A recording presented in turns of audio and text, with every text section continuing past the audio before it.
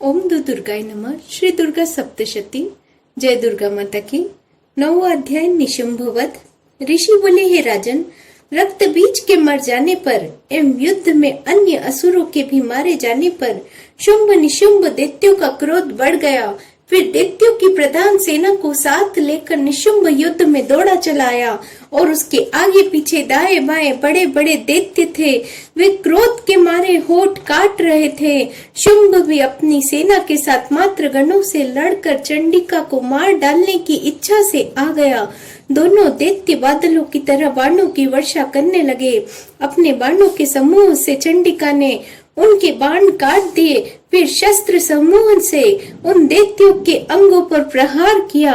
निशुंभ ने तीखी तलवार तथा चमचमाती ढाल उठा ली। देवी के पराक्रमी वाहन सिंह के सर पर प्रहार किया।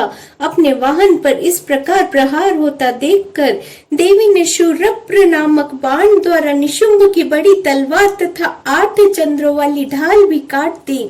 तलवार और ढाल के कट जाने पर उस दैत्य ने शक्ति चलाई। उसे आता देख देवी ने चक्र द्वारा उसके 2 टुकड़े कर डाले। तब तो अत्यंत कुपित होकर निशुंभ दानव ने शूल उठा लिया और उसे फेंक दिया। देवी जी ने मुक्के के प्रहार से उसे चूर चूर कर दिया। दैत्य ने गदा उठाकर फिर चंडिका की ओर फेंकी। देवी ने उसे भी त्रिशूल द्वारा काट दिया। वह भस्म हो गई। फिर अंत में दैत्य राज को फरसा उठाते आया देख देवी ने बाण समूह से प्रहार कर उसे पृथ्वी पर गिरा दिया। उस भयानक पराक्रमी भाई निशुंभ के इस प्रकार धराशायी होने पर शुंभ क्रोध में भर गया और अंबिका को मारने के लिए सामने आया। वह रथ पर बैठी हुआ था और उसकी बड़ी बड़ी अनुपम 8 भुजाएं थी। उनमें 8 भयंकर शस्त्र शोभायमान थे। उन भुजाओं से सारे आकाश को ढाप पर शोभित हो रहा था। उसे इस प्रकार आता देखकर देवी ने शंख बजाया और धनुष की अत्यंत दुस्सह टंकार की। समस्त दैत्यों के तेज नष्ट करने वाले और घंटे का शब्द करके उससे दिशाओं को भर दिया। तब सिंह ने भी बड़े बड़े हाथियों के महानद को दूर करने वाली बड़ी भारी गर्जना लगाई। उसके द्वारा आकाश, पृथ्वी और 10 दिशाएं गूंज उठी। तब काली ने आकाश में उठकर पृथ्वी पर दोनों हाथों से ऐसी ताड़ना की कि उस शब्द से पहले के सभी शब्द मंद पड़ गए। तब शिव दूती ने अमंगल रूप अत्यंत अट्टहास किया और उस ध्वनि से दैत्य डर गए। शुंभ के क्रोध का पारा चढ़ गया और जबकि अंबिका ने कहा कि हे दुरात्मा, ठहर ठहर, अब मैं आकाश में स्थित देवता जय जयकार करने लगे।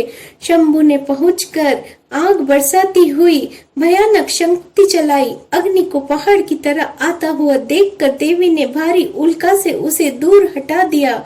शुंभ ने फिर सिंहनाद किया और उससे त्रिलोकी गूंज उठी। हे राजन, उस सिंहनाद का इतना घोर शब्द था जैसे कि वज्रपात हो। उसने बाकी शब्दों को परास्त कर दिया। तब शुंभ द्वारा छोड़े गए बाणों को देवी ने तथा देवी द्वारा चलाए गए बाणों को शुंभ ने अपने अपने उग्र बाणों द्वारा सैकड़ों हजारों टुकड़े कर दिए। तब चंडिका ने कुपित होकर शुंभ का शूल से मारा और उसके लगते ही वह मूर्छित होकर पृथ्वी पर गिर पड़ा। इतने में निशुंभ चैतन्य होकर वहां पहुंच गया और हाथ में धनुष लेकर बाणों से काली तथा सिंह पर प्रहार किया। उन दोनों दानव राज ने अपनी 10 भुजाएं बना ली और फिर चक्रों का प्रहार करने लगे। तब घोर संकटों का नाश करने वाली भगवती दुर्गा ने अपने बाणों के चक्र तथा सभी बाणों को काट गिराया। तब शुंभ दैत्य सेना से आवृत होकर चंडिका के वध के लिए हाथ में गदा लेकर बड़े वेग से भागा। वेग से आता हुआ देखकर उसकी गदा की तीखी तलवार के द्वारा चंडिका ने काट दिया और फिर दैत्य ने शूल उठा लिया। शूल हाथ में लिए उस देव पीढ़ी निशुंभ को आता देख चंडिका ने अपना शूल वेग से चलाकर उसकी छाती बींध दी। उसकी छाती फटते ही उसकी छाती से एक महाबली पुरुष निकला। वह खड़ी रहे इस प्रकार कहने लगा।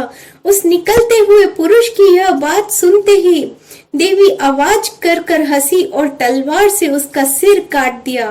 वह पृथ्वी पर गिर पड़ा।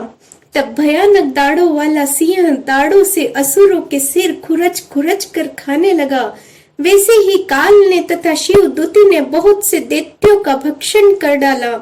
कुछ एक घोर संग्राम से भाग गए और कितने ही दैत्यों को काली तथा शिव दूती ने खा डाला और कई सिंह के ग्रास बन गए। ओम दुर्गाय नमः। जय दुर्गा माता की।